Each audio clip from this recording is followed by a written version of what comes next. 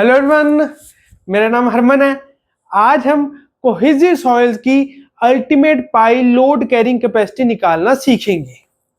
अब जैसे कि आपको पता है, कोहेसिव सॉइल्स को हम अनड्रेन्ड और ड्रेन्ड इन दोनों तरीकों से एनालाइज कर सकते हैं, पर हमारे सिलेबस में हमें सिर्फ अनड्रेन्ड शेयर पैरामीटर से अपने कोहेसिव सॉइल की पाई लोड कैरिंग कैपेसिटी निकालना सीखना है, राइट।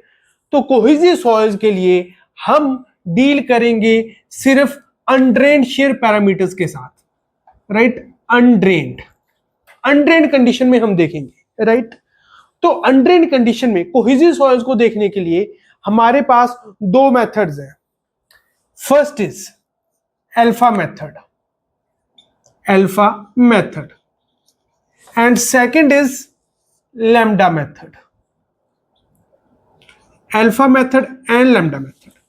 अब ये दोनों तरीके आपको आने चाहिए। इन दोनों तरीकों में एंड बियरिंग जो कैपेसिटी होती है पाइल की, वो निकालने का तरीका सेम है, QEB, पर स्किन फ्रिक्शन रेजिस्टेंस निकालने का तरीका अलग अलग है। वो कैसे निकालते हैं, आइए इन दोनों मेथड्स को एक एक करके अब हम देखते हैं। अब इस अल्फा मेथड की मदद से एंड बियरिंग और स्किन फ्रिक्शन रेजिस्टेंस हम निकाल लेंगे और फिर दोनों को ऐड कर देंगे to find ultimate load carrying capacity of pile. जो ये एंड बियरिंग है, QEB, इसको निकालने के लिए हम एक ऐसी थ्योरी की मदद लेंगे जो शैलो और डीप फाउंडेशन दोनों के लिए एप्लीकेबल है, पर सिर्फ कोहेसिव सॉइल के केस में। हम कोहेसिव सॉइल की तो बात कर रहे हैं, अनड्रेन्ड कंडीशन इन कोहेसिव सॉइल की बात कर रहे हैं, राइट। उसके लिए स्कैम्पटन ने कहा था कि जो आपकी अल्टीमेट लोड कैरिंग कैपेसिटी होगी, जो हमारे इस केस में अभी फिलहाल के लिए QEB है, उसकी वैल्यू होगी CNC। NC की वैल्यू बेस्ड ऑन DF/B की क्या रेशो होगी, अलग अलग प्रपोज की थी स्कैम्पटन ने, राइट। हमारे वाले केस में क्योंकि हम डीप फाउंडेशन पाइल्स की बात कर रहे हैं, तो DF/B ग्रेटर देन 2.5 वाला केस एप्लीकेबल होगा, क्योंकि उन्होंने DF/B ग्रेटर देन 2.5 के लिए जो NC की वैल्यू दी थी वो इस केस में भी एप्लीकेबल होगी। क्यों? क्योंकि हम पाइल फाउंडेशन की बात कर रहे हैं। पाइल्स में 2.5 तो छोड़ो, पता ही नहीं कितने टाइम्स होती है depth of foundation compare to its width और डायमीटर जो भी, राइट। तो इसलिए NC की वैल्यू जो DF/B ग्रेटर देन 2.5 के लिए स्कैम्पटन ने प्रपोज की थी, वो हम यूज करेंगे, और वो क्या थी, 9। तो QEB हमारा आ जाएगा 9C। अब पेपर में अगर NC की आपको कोई डिफरेंट वैल्यू दे दी जाए, तब आप वो ही वैल्यू इस्तेमाल करना, क्योंकि ब्रॉडली अगर बात की जाए तो QEB की वैल्यू CNC जो है, this is a more appropriate formula. हाँ, ये अलग बात है कि हम ज्यादातर स्कैम्पटन थ्योरी के हिसाब से NC की वैल्यू 9 रख लेते हैं, ऑफ कोर्स, पर अगर किसी और थ्योरी के हिसाब से एग्जामिनर ने पेपर सेट किया है, ठीक है, अभी तक ऐसा नहीं हुआ, पर अगर ऐसा होता है तो NC की वैल्यू वो अकॉर्डिंगली आपको बता देता है, तो आप NC की वो वाली वैल्यू ही लोगे। जैसे G acceleration due to gravity की वैल्यू 9.81 मीटर पर सेकंड स्क्वायर हमको यूज करनी होती है, पर अगर एग्जामिनर आपको 10 मीटर पर सेकंड स्क्वायर बता दे तो आपको वो वैल्यू यूज करनी होती है, राइट। तो ये बातें आपको ध्यान में रखनी होगी कि जो एग्जाम में डेटा दिया है आपको उसको ऊपर रखना है, बजाय कि क्या आप पढ़ के आए हो, right. Now this is QEB। अब कोहेजन यहां पे कौन सी होगी, ये वाली जो यहां पे नीचे है ना, इसके बेस पे कोहेजन है, राइट। क्योंकि हो सकता है कि होमोजेनियस क्ले हो, ऊपर भी सेम कोहेजन नीचे भी सेम कोहेजन, तब तो कोई चक्कर ही नहीं है। पर अगर डिफरेंट है तब आपको जो ये नीचे वाली कोहेजन है ना, वो वाली लेनी है। और यहाँ पे मैं CU इसलिए नहीं लिख रहा क्योंकि अंडरस्टूड है कि हम अनड्रेन्ड कंडीशन में ही बात कर रहे हैं हमारी अल्फा मेथड की, और जब हम लैम्डा मेथड की भी आगे बात करेंगे, राइट। ये अंडरस्टूड है कि हम अनड्रेन्ड कंडीशन के लिए ही क्ले की बात की जा रही है यहाँ पे, राइट। नाउ QEB निकाल लिया। अब जो QEB लोड कैरिंग कैपेसिटी है, right, according to end bearing, वो तो AB से मल्टीप्लाई करना है। वो जब मैं पूरा फॉर्मूला लिखूंगा तब वो भी लिख दूंगा, राइट में। नाउ QSF अब कैलकुलेट कर लेते हैं। QSF अगर आपको कैलकुलेट करना है तो ये मान लीजिए मेरी पाइल है, इस पाइल को मैंने ऐसे सॉइल में गाड़ा हुआ है, ठीक है। अब ये जो सॉइल है, इस पाइल के साथ एक एडहेजन है इसकी, राइट। एक इस पाइल के साथ इसने एक बॉन्ड बनाया हुआ है, right. This is due to adhesion between the pile and the soil, उसकी वजह से ये बॉन्ड बना हुआ है, ठीक है। अब अगर मैं एक एडहेजन फैक्टर डिफाइन कर दूं which will be of course a part of its cohesion, जैसे हमने पिछले लेक्चर में क्वेश्चन किया था जिसमें मैंने आपको बताया था कि delta dash will be a part of phi dash, उसी तरह यहां पे हम एक एडहेजन फैक्टर डिफाइन कर देंगे which will be a part of its cohesion.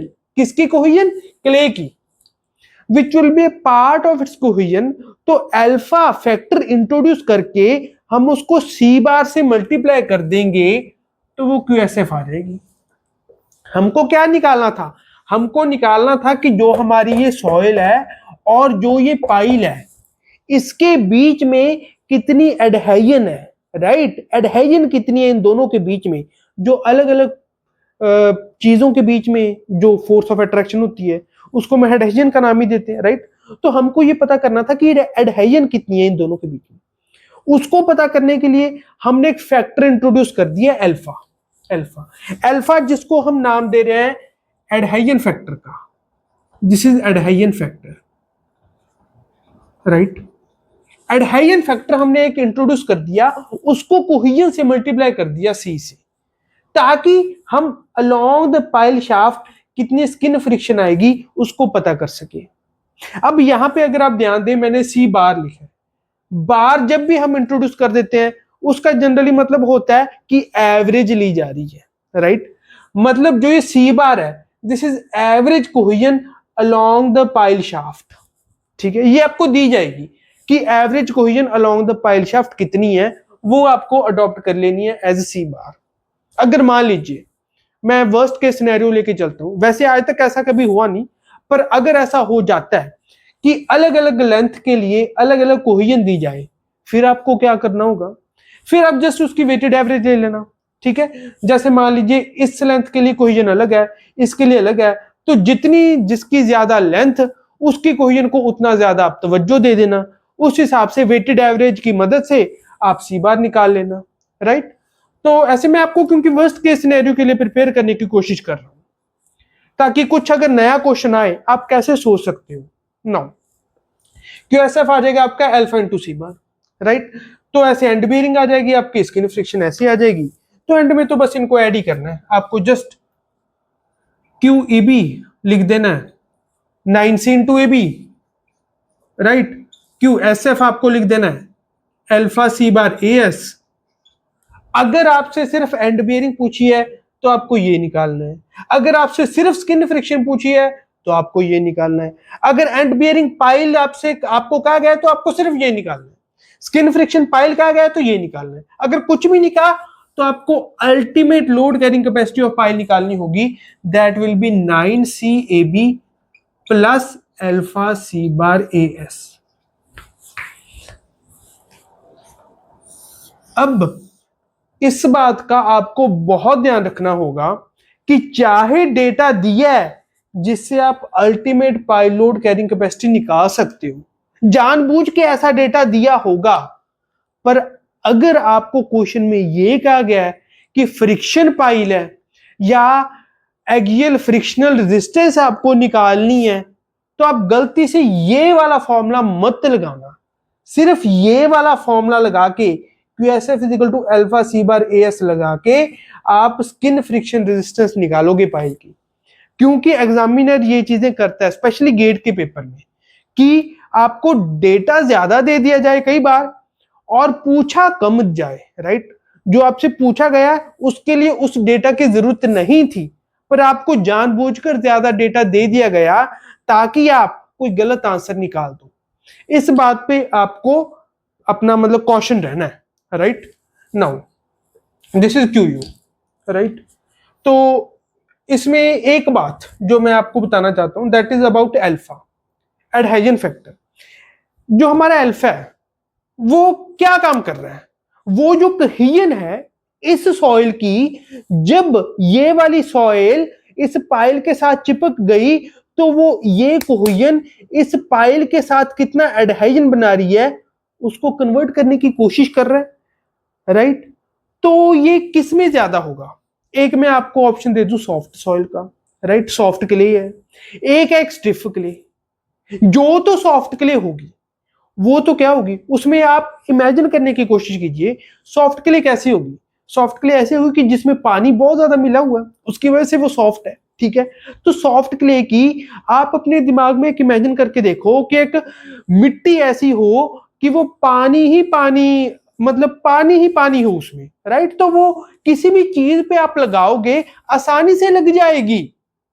ऐसी स्टिफ क्ले हो, ठीक है, स्टिफ, वो अपने आप में रह रही है, किसी और के साथ उसकी बॉन्डिंग इतनी नहीं होगी, स्टिफ है वो। तो अल्फा सॉफ्ट जो होगी वो तो आराम से चिपक जा रही है। इस मार्कर पे मैं गीली मिट्टी लगा दूं, अब उसको उतारने के लिए मेरे को कपड़े की जरूरत पड़ेगी, जबकि जो स्टिफ क्ले होगी वो इतनी आसानी से नहीं चिपकेगी इसके साथ, राइट। तो इसका मतलब क्या हुआ कि अल्फा जो कि एडहेजन फैक्टर है वो ज्यादा होगा सॉफ्ट क्ले के केस में, right.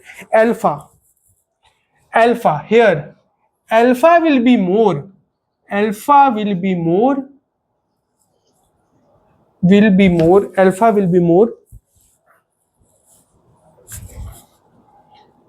in case of soft clay।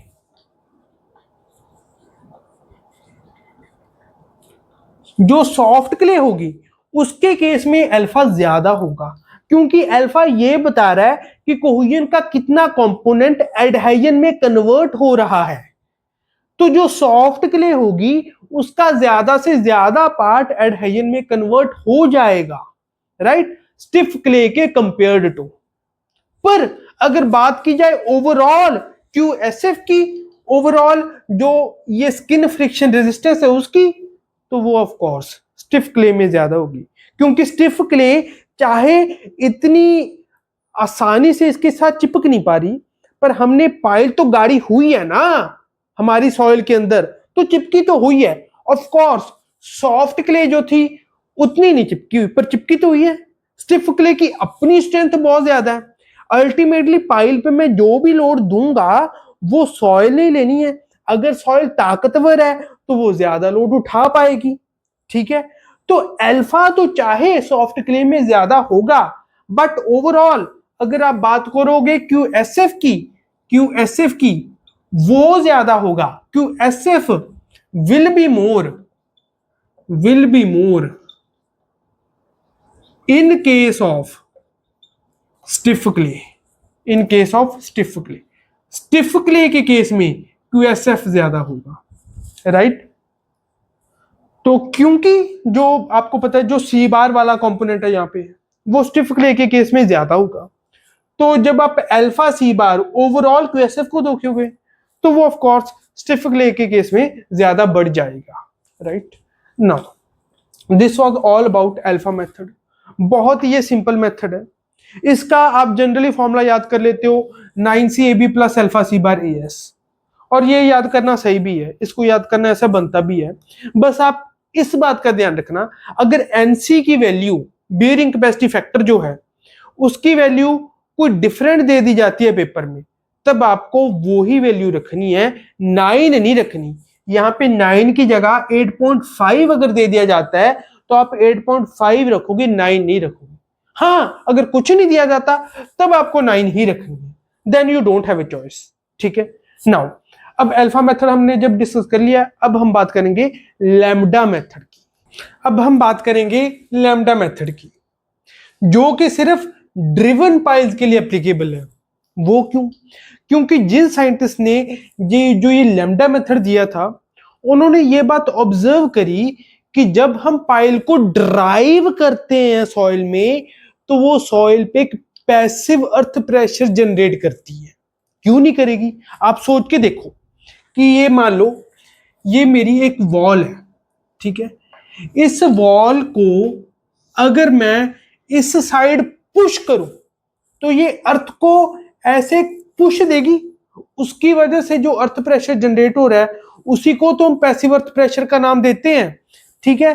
तो उसी तरीके से जो साइंटिस्ट थे जिन्होंने जो ये लैम्डा मेथड दिया, उन्होंने ये किया कि जब हम पाइल को ड्राइव कर रहे हैं तब भी हम एक तरह से सॉइल को पुश कर रहे हैं ना, सॉइल को पुश करके हम सॉइल को बीच में, हम पाइल को बीच में घसोड़ रहे हैं, राइट। तो फिर जब भी इन्होंने ऑब्जर्व किया कि पैसिव अर्थ प्रेशर जनरेट कर रही है ये, तो फिर उन्होंने कहा कि क्यों ना एक इफेक्टिव ओवरबर्डन प्रेशर का एक कंपोनेंट लाया जाए इस स्किन फ्रिक्शन रेजिस्टेंस को निकालने के लिए, ताकि हम एक्यूरेट स्किन फ्रिक्शन रेजिस्टेंस निकाल पाए। उन्होंने देखा कि अल्फा मेथड से जो स्किन फ्रिक्शन रेजिस्टेंस निकल रही थी वो एक्यूरेट नहीं थी, that was more on conservative side, ठीक है। जो एक्यूरेट, थोड़ा सा एक्यूरेट निकालने के लिए पैसिव अर्थ प्रेशर के, जो पैसिव अर्थ प्रेशर जनरेट हो रहा है पाइल ड्राइविंग के टाइम पे, उसको दिमाग में रखते हुए इन्होंने एक लैम्डा मेथड दिया। तो लैम्डा मेथड के हिसाब से क्यू ई भी तो इतने रह जाएगा 9c, पर क्यू एस एफ जो होगा that will B lambda into sigma we bar average plus 2c bar. ये c बार भी क्या है, एवरेज। नाउ सिग्मा वी बार मैंने एवरेज करके लिखा है। सिग्मा वी बार क्या है, sigma we bar is average effective, ऊपर बार डाला मैंने, बार मतलब इफेक्टिव, एवरेज है ये sigma we bar average, average effective overburden pressure, average effective overburden pressure throughout the, जो शाफ्ट है पाइल की, right, through out the shaft of pile, ठीक है। This is average effective overburden pressure. मतलब जो इसके ऊपर ओवरबर्डन प्रेशर है, इसके बेस के ऊपर थ्रू आउट द शाफ्ट जो है ओवरबर्डन प्रेशर, उसका आपको एवरेज ले लेना है, ठीक है। So this is the average effective overburden pressure throughout the shaft of pile. हम इसका एक न्यूमेरिकल करेंगे, उसमें आपको ये चीजें बहुत ही गहरे तरीके से समझ आएंगी। अब यहां पे बात आती है कि हमने 2c बार क्यों यहां पे लिखा है। सो c बार, पहले मैं c बार भी आपको क्लियर कर दूं। c bar average, this is what, this is average cohesion throughout the shaft, ठीक है, through out the pile shaft. अब 2c बार का कंपोनेंट यहां पे क्यों आया है, जो हमने अल्फा मेथड किया था उसमें तो c बार आ रहा था, यहां पे 2c बार क्यों, क्योंकि लैम्डा मेथड में साइंटिस्ट ने ये चीज ऑब्जर्व करी थी कि जो यूसीएस होता है, अनकन्फाइंड कंप्रेसिव स्ट्रेंथ, उस पे ज्यादा डिपेंड करती है जो क्यूएसएफ है, ठीक है। तो जो लैम्डा है वो c बार से ना मल्टीप्लाई करते हुए यूसीएस अनकन्फाइंड कंप्रेसिव स्ट्रेंथ से मल्टीप्लाई करने की उन्होंने ये डिसाइड किया। क्योंकि अगर सिर्फ c बार से मल्टीप्लाई कर देते थे लैम्डा को, तो उन्होंने देखा कि that results were more conservative, ठीक है। तो रिजल्ट्स को ज्यादा जो प्रैक्टिकल रिजल्ट से अलाइन करने के लिए उन्होंने यहाँ पे यूसीएस अनकन्फाइंड कंप्रेसिव स्ट्रेंथ का सहारा लिया, और अनकन्फाइंड कंप्रेसिव स्ट्रेंथ आपको पता है 2c के इक्वल होती है, ठीक है। तो इसलिए यहाँ पे 2c बार, यहाँ पे 2c, चाहे मैं 2c बार, यहाँ पे 2c बार एवरेज मैंने इसलिए लिखा है और c बार मैंने इसलिए लिखा है ताकि जो ऊपर बार होता है दैट डिनोट्स कि हम एवरेज ले रहे हैं, राइट। तो चाहे अगर मैं एवरेज यहाँ पे ना भी लिखूं तब भी इट विल बी ओके, पर मैं चीजों को ज्यादा क्लियर करने के लिए और थोड़ी सिंक्रोनिटी बिठाने के लिए दोनों टर्म्स के बीच में, इसलिए यहाँ पे भी मैंने एवरेज लिख दिया, क्योंकि यहाँ पे भी एवरेज लिखा था मैंने, राइट। तो आप चाहे एवरेज यहाँ पे ना लिखो देन ऑल्सो इट्स ओके, बस आपको चीजों का मतलब पता होना चाहिए। चीजों का मतलब ये है कि लैम्डा एक कोफिशिएंट होता है जो आपका दिया रहेगा, ठीक है। Lambda is a coefficient that will be given to you. इसको आपने मल्टीप्लाई कर देना सिग्मा वी बार एवरेज से। सिग्मा वी बार जैसे मैंने आपको बता दिया, this is average effective overburden pressure throughout the pile shaft plus 2c bar average. c bar is average cohesion throughout the pile shaft, that is c bar. तो इसको QSF आप ऐसे calculate कर लोगे और फिर उसके बाद QSF आपने बस AS से मल्टीप्लाई करना है, राइट. तो QU अगर मैं लिखूं इस केस में क्या होगा, दैट विल बी 9C, जो ये QEB है इसको 9C AB से मल्टीप्लाई करके प्लस जो ये QSF है, QSF को let me write with different pen, lambda into sigma we bar plus 2C bar. ये तो मेरी QSF की टर्म है, ठीक है. इसको एंड में मैंने मल्टीप्लाई कर देना AS से, जो शाफ्ट का लेटरल सरफेस एरिया है, राइट, कर्व सरफेस एरिया जो उसका है. अगर सर्कुलर होगी तो पाइडियल, अगर स्क्वायर होगी तो 4B into L, right, that you know. तो इसको इस तरीके से हम जो QU है ultimate pile load carrying capacity वो हम निकाल लेंगे, ठीक है. इसमें QEB वो तो वही रही है जो अल्फा मेथड में थी. हाँ, जो QSF है वो ज्यादा कंजर्वेटिव नजर आ रहा था अल्फा मेथड से, तो यहाँ पे पैसिव अर्थ प्रेशर को ध्यान में रखते हुए फॉर ड्रिवन पाइल्स, ध्यान दीजिए जो लैम्डा मेथड है ये सिर्फ और सिर्फ मैंने ड्रिवन पाइल्स के लिए लिखा है. अगर बोर्ड पाइल होगी उसके लिए एप्लीकेबल नहीं है. बोर्ड पाइल के लिए तो आपको अल्फा मेथड ही लगाना होगा. अल्फा मेथड सभी के लिए एप्लीकेबल है, पर जो ये लैम्डा मेथड है ये सिर्फ ड्रिवन पाइल्स के लिए एप्लीकेबल है, ठीक है.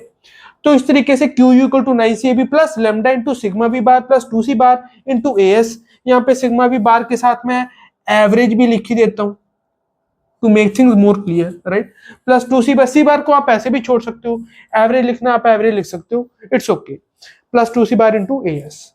ऐसे आपका QU ultimate load carrying capacity of pile आप निकाल लोगे बाय लैम्डा मेथड. अब इसका हम एक क्वेश्चन करेंगे, उस क्वेश्चन के साथ इस फॉर्मूले में एवरेज का क्या मतलब है, कैसी कैसी चीजें निकालनी है उससे क्लियर होंगी. ऐसे जो मैंने आपको बताया होगा इससे चीज क्लियर होगी, इट्स ओके, पर जो मैं आपको क्वेश्चन कराऊंगा ना उससे असली क्लैरिटी आएगी, राइट. तो चलिए 5 सेकंड के लिए आपकी स्क्रीन के ऊपर क्वेश्चन रहेगा, उसके बाद मैं आपको वो क्वेश्चन कराता हूं, ठीक है. नाउ ये रहा आपकी स्क्रीन के ऊपर क्वेश्चन.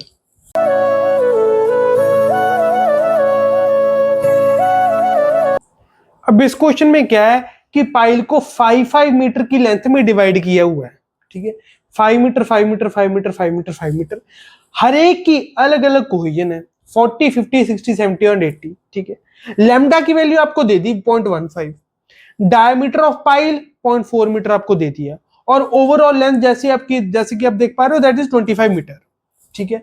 इस मेथड में इस क्वेश्चन में आपको कहा गया है कि एंड बियरिंग, यहां पे एंड बियरिंग के कंपोनेंट को निग्लेक्ट करते हुए आपको स्किन फ्रिक्शन रेजिस्टेंस निकालनी है या ultimate load carrying capacity of pile आपको निकालनी है.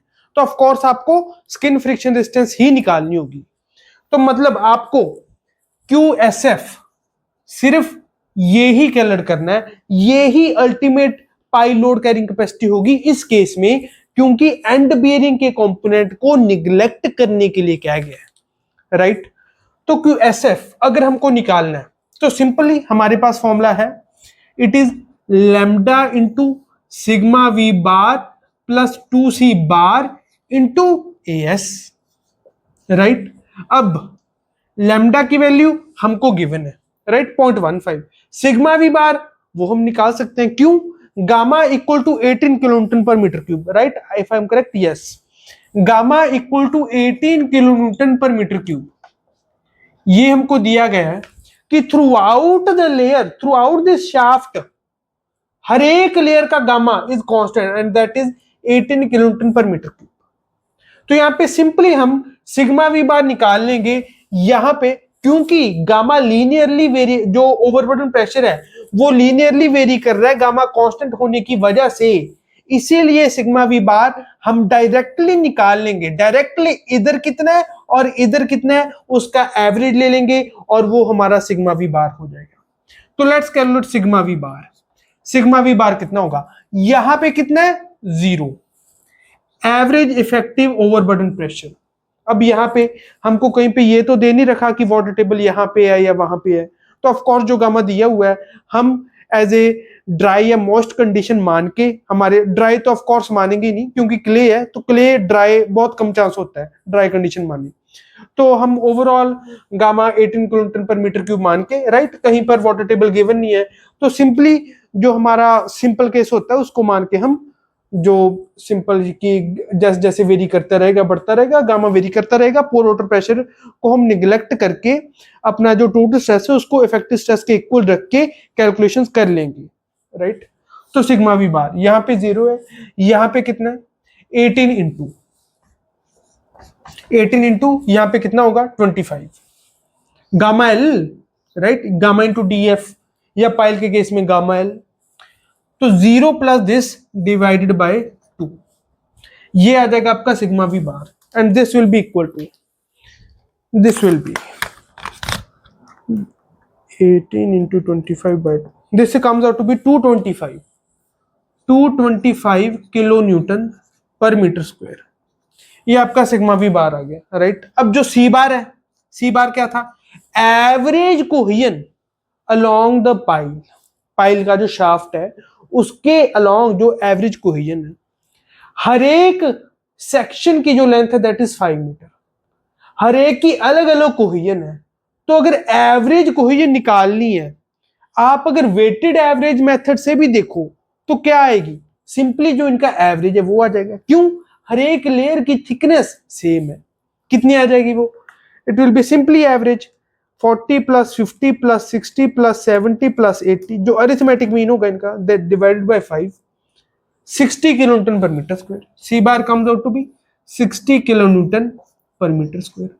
अब तो सीधा फॉर्मूला में वैल्यूज ही आपको पुट करनी है, QSF will come out to be QSF equal to lambda, lambda is given to me 0.15 into sigma v bar 225 plus 2c bar into AS, AS is, क्योंकि ये सर्कुलर पाइल है तो AS shaft area pile का क्या होगा, पाई DL, pi into D 0.4 into L which is 25, simply ये QSF आ जाएगा, it will B 225 plus 2 into 60 into 0.15 into pi into 0.4 into 25, 1625.77 kilo Newton. अब क्वेश्चन में कुछ कहा गया डेसिमल्स तक, ये बताओ वो बताओ, नहीं, क्वेश्चन में डायरेक्टली ये कहा गया कि किलो न्यूटन में आप कैपेसिटी बता दो, तो किलो न्यूटन में कैपेसिटी हमने निकाल लिया 1625.77 kilo Newton, this is the final answer. पर मैं इस डिस्कशन को यहां पे नहीं छोड़ रहा, मैं आपको कुछ अच्छे क्वेश्चंस के लिए भी प्रिपेयर कर रहा हूं। ओके, गेट ने यहां तक पूछ लिया है, इस डिफिकल्टी का लेवल आपको पूछ लिया, ओके, पर क्या हो अगर डिफिकल्टी लेवल थोड़ा सा बढ़ाना हो, फिर क्या हो, फिर कैसे कैसे डिफिकल्टी लेवल बढ़ाया जा सकता है, मैं वो डिफिकल्टी लेवल बढ़ा के आपको वहां तक प्रिपेयर करना चाहता हूं। तो क्या हो सकता है, लैम्डा की वैल्यू किसी लेयर की डिफरेंट हो सकती है, ठीक है, हर लेयर की अलग लैम्डा की वैल्यू हो सकती है, ठीक है, और इसमें क्या चेंज आ सकता है, सी तो डिफरेंट है ही, और इसमें चेंज आ सकता है कि जो गामा की वैल्यू है, यूनिट वेट की वैल्यू, वो हर लेयर की डिफरेंट डिफरेंट हो सकती है, ठीक है, ये चेंज आ सकता है, या ये चेंज भी हो सकता है कि जो ये 5 मीटर इक्वल लेंथ है, इक्वल लेंथ ना होने के बजाय किसी की लेंथ 7 मीटर हो, किसी की 5 मीटर, किसी की 2 मीटर, ऐसे अलग अलग लेंथ हो। तो अगर ऐसा कोई भी चेंज आ गया तो आप उससे कैसे डील करोगे, वो मैं आपको बताना चाहता हूं, ठीक है।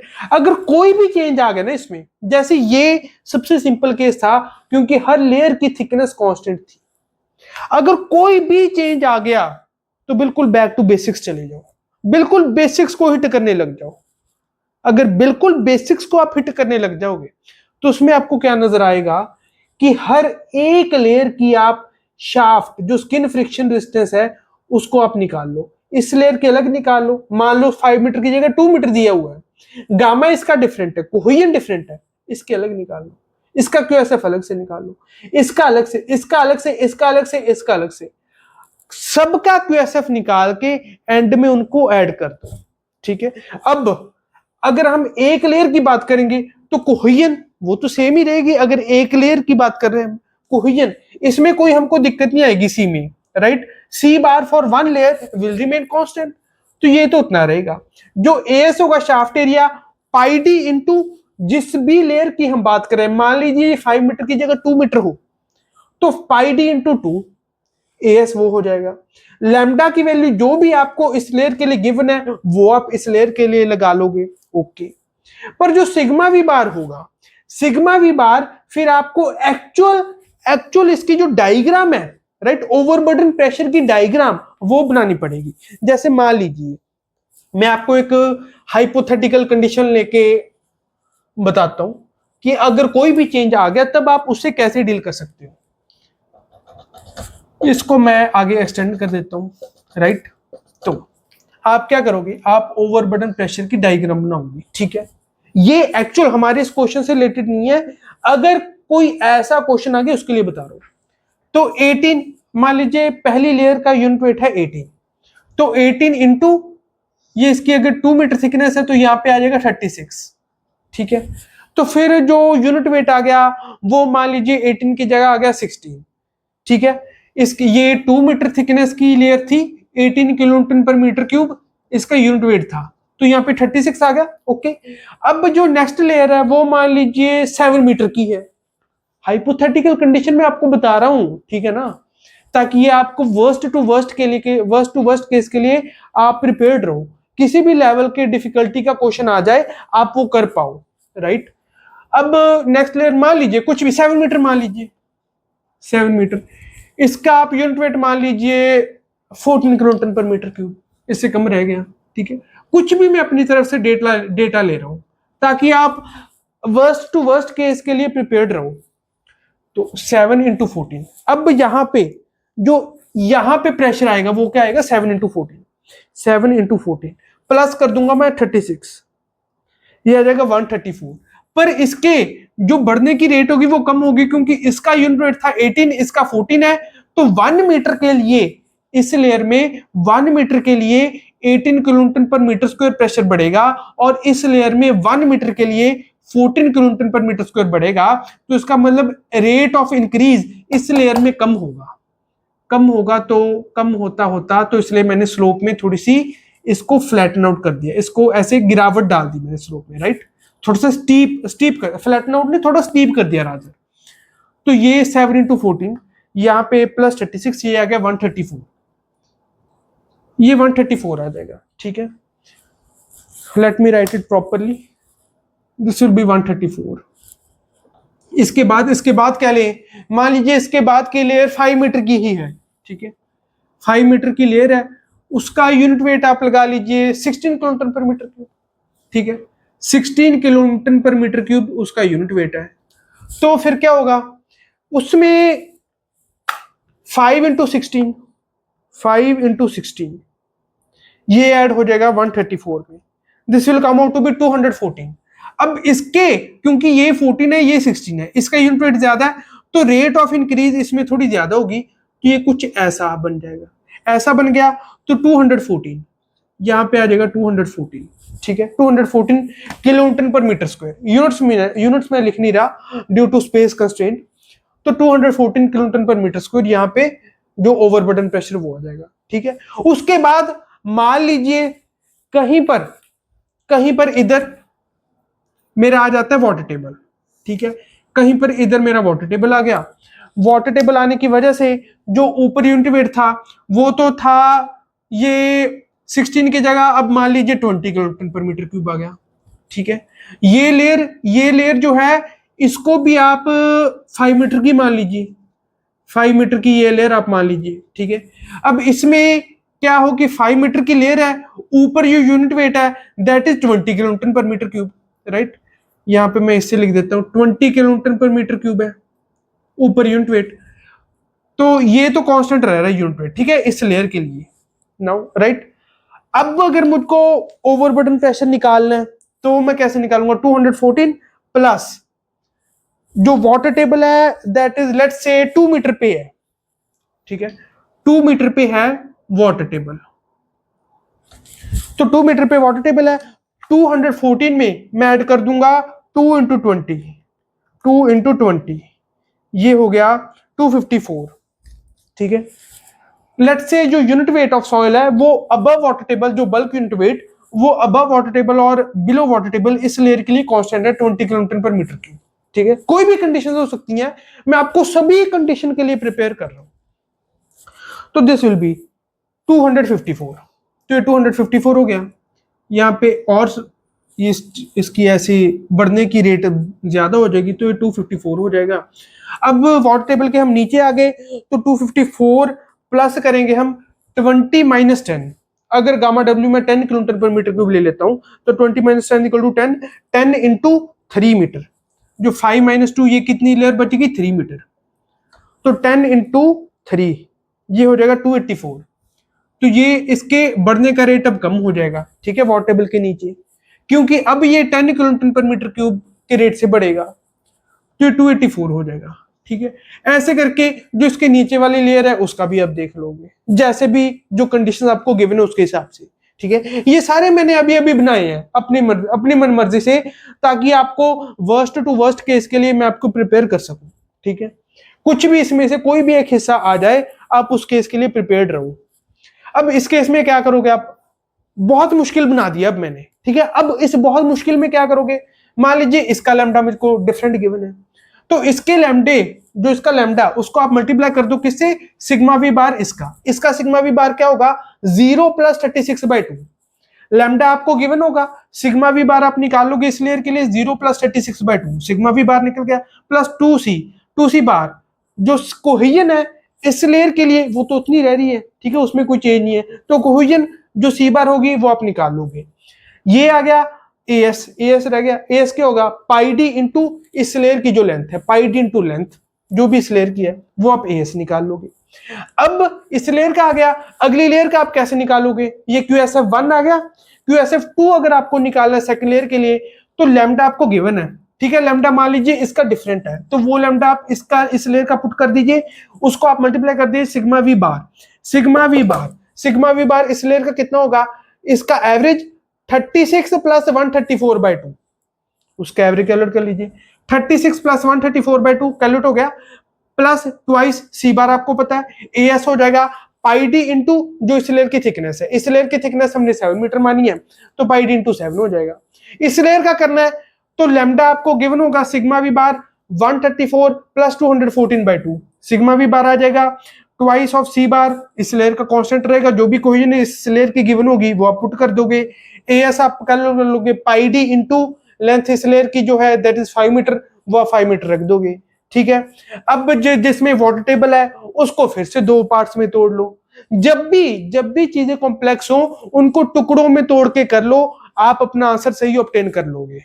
राइट, तो ये वाली लेयर है, ठीक है, इसको भी दो पार्ट्स में तोड़ लो, 2 मीटर और 3 मीटर वाली। जो 2 मीटर वाली है उसका लैम्डा आपको पता है sigma we bar 214 plus 254/2, sigma we बार आ गया प्लस ट्वाइस ऑफ सी बार जो भी आपको गिवन होगा, एएस आ जाएगा पाई डी इंटू 2 मीटर। ठीक है, अब इसी लेयर में जो ये 3 मीटर वाली है, सिग्मा वी बार आप कैलकुलेट कर लेना 254 प्लस 284/2, सिग्मा वी बार आ गया प्लस ट्वाइस ऑफ सी बार जो भी इस लेयर का कोहेजन होगा वो सी बार आ जाएगा, एएस आ जाएगा पाई डी इंटू 3 मीटर। ठीक है, जब इस पर्टिकुलर लेयर में भी चीजें कॉम्प्लेक्स हुई, हमने फिर से इस लेयर को दो पार्ट्स में तोड़ के फिर कर लिया। ठीक है, ऐसे ही अगर इसके नीचे वाली हो आप उसका कर लोगे। ठीक है, अब जो मैंने आपको यहां प्रिपेयर कर दिया ना, अब जो लैम्डा मेथड का मुश्किल से मुश्किल क्वेश्चन भी आ सकता है वो इससे आसान होगा जो अभी हमने डिस्कस किया है। मुश्किल से मुश्किल क्वेश्चन भी लैम्डा मेथड का आ जाए वो उससे आसान होगा जो हमने कर लिया। ठीक है, तो इसलिए इस हिसाब से आप लैम्डा मेथड से कोई भी क्वेश्चन आ जाए, जो क्योंकि अल्फा मेथड जो है that is very very simple, तो मैंने सोचा कि उसका क्वेश्चन कराने का कोई इतना मतलब नहीं बनता। राइट, हम ग्रुप पाइल जब पाइल्स को हम ग्रुप में अरेंज करते हैं, राइट, तो ग्रुप पाइल्स जब हम करेंगे तब मैं आपको कोहेजन का क्वेश्चन करा दूंगा अल्फा मेथड से, तो तब हम क्वेश्चन कर लेंगे। पर इंडिविजुअल पाइल के लिए क्वेश्चन आ जाता है, गेट के पेपर में आ जाता है क्वेश्चन। इट्स नॉट कि ऐसे क्वेश्चन आ नहीं जाता अल्फा मेथड के बेस पे, पर वो ज्यादा सिंपल क्वेश्चन हो गया, राइट। सिंपल क्वेश्चन भी आते हैं गेट में, वो ज्यादा सिंपल हो गया, तो मुझे लगा कि इतना सिंपल क्वेश्चन करने का कोई इतना मतलब नहीं बनता। तो लैम्डा मेथड थोड़ा सा सोचने वाला है, वो इसलिए मैंने आपको करा दी है। जो गेट में पूछा गया है वो इस लेवल का पूछा गया है, और जिसके लिए मैंने आपको तैयार कर दिया वो है कॉम्प्लेक्स से कॉम्प्लेक्स। अब ये बात की मैं आपको गारंटी दे सकता हूं कि जितना कॉम्प्लेक्स हमने कर लिया इतना कॉम्प्लेक्स गेट में आएगा नहीं। अब लैम्डा मेथड से जितना मर्जी कॉम्प्लेक्स क्वेश्चन आ जाए, ये इससे आसान होगा जो हमने कर लिया, ठीक है। तो ये अब हमने बात कर ली कोहिजन की। हमारा जो कोहिजन के बेस पे, राइट, कोहिजिव सॉइल्स में ultimate load carrying capacity of piles है, वो अब हमने कवर कर ली है, ठीक है। For individual pile, individual pile के लिए हमने कोहिजन और कोहिजन लेस सॉइल दोनों अब कवर कर लिए। अब अगले लेक्चर में हम इससे आगे बढ़ेंगे, right. For today lecture we close our today lecture, right. Thank you very much.